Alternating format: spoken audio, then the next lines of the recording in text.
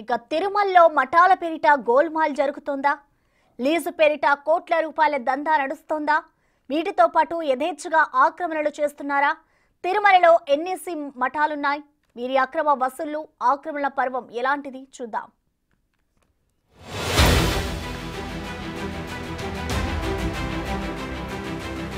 అఖిలాండ కోటి బ్రహ్మాండ నాయకుడైన శ్రీవారు గురువారం పూట కళ్లు తెరుస్తారని అంటారు.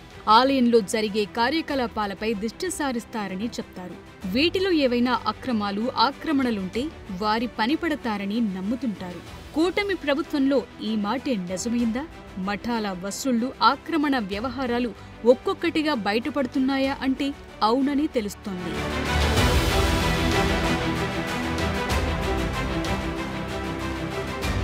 తిరుమలలో 30 మఠాల వరకు ఉన్నాయి. వీటిలో విశాఖ స్వరూపానందేంద్ర శారదా పీఠం ఆక్రమణల పర్వం తెలిసిందే.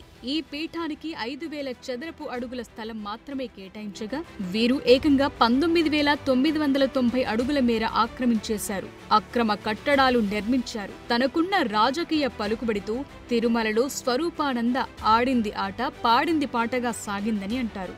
ప్రభుత్వం మారక టీటీడీ ధర్మకర్తల మండలి మొదటి సమావేశంలోనే శారదాపీఠం లీజు రద్దు చేసింది. అంతేకాదు మిగతా మఠాల ఆక్రమణలు, అక్రమ వసూళ్లపైన దృష్టి సారించింది.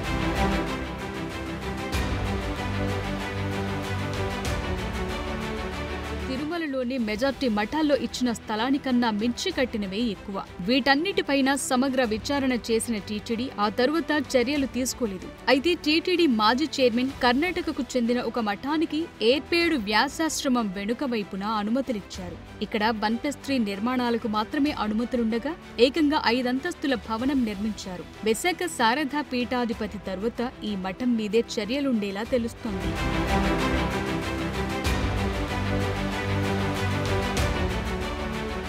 అంతేకాదు మఠాల వ్యవహారంలో లీజుకు సంబంధించి పలు వివాదాలు కూడా ఉన్నాయి. వీటన్నిటిపైన టీటీడీ ఉన్నతాధికారులతో కూడిన విచారణ కమిటీని ఏర్పాటు చేశారు. Deputy EO, engineering chief, vigilance wing, health officer, 5 మఠాలకు సంబంధించిన నిపుణులు ఈ కమిటీలో ఉంటారు.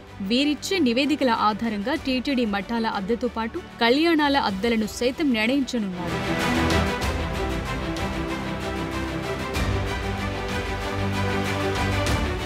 విషయంలో అంతగా ఇక్కడేం జరుగుతుందో పరిశీలిస్తే తిరుమలలో మఠాలకు అవకాశమిచ్చింది ధర్మ ప్రచారానికి వీలుగా ఉండేందుకు. అందుకే ఇక్కడ 23 ప్రముఖ మఠాలున్నాయి. వీటిలో 15 మఠాల్లో వివాహాలకు సైతం అనుమతులిస్తుంటారు. ఈ మఠాలలో కళ్యాణ మండపాలు లేకున్నా హాళ్లలోనే పెళ్లిళ్లు జరిపించేస్తుంటారు మ్యారేజ్ కాంట్రాక్టర్లు. ఇందుకోసమే కొందరు కాంట్రాక్టర్లు ఈ మఠాలను లీజుకు తీసుకుంటూ ఉంటారు. వీరి మధ్య బీభత్సమైన యుద్ధాలు జరుగుతున్నట్టు తెలుస్తోంది.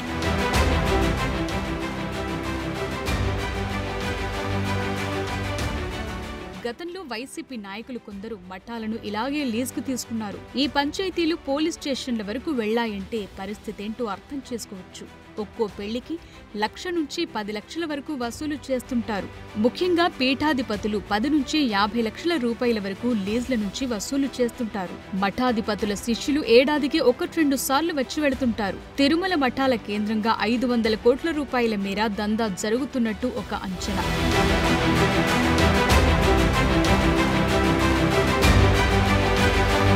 మరోవైపు ఒక్కో గది అద్దె కూడా భారీగానే వసూలు చేస్తుంటారట. వేసవి కాలంలో అయితే ఒక్కో గది అద్దె 5,000 వరకు పలుకుతుందట. అది కూడా పెద్ద స్థాయిలో రికమెండేషన్ ఉంటేనే ఇస్తారట. తిరుమల మఠాల చుట్టూ ఇంత పెద్ద ఎత్తున కాసుల వర్షం కురుస్తుండటంతో ఈ మఠాల లీజుకు ఎగబడుతుంటారట కొందరు కాంట్రాక్టర్లు. ఒక్కో లీజుదారుడు 2 నుంచి 5 వరకు మఠాలను లీజుకు తీసుకుని లక్షల్లో వసూలు సాగిస్తున్నారట. వీరికి రాజకీయ పలుకుబడి సైతం బలంగా ఉండడంతో ఒక రేంజ్లో చక్రం తిప్పుతుంటారట. పోలీసుల సహకారం కూడా తీసుకుంటారట. టీటీడీలో పాతుకుపోయిన సీనియర్ ఉద్యోగుల సహకారం ఎందుకు అదనంగా తెలుస్తోంది.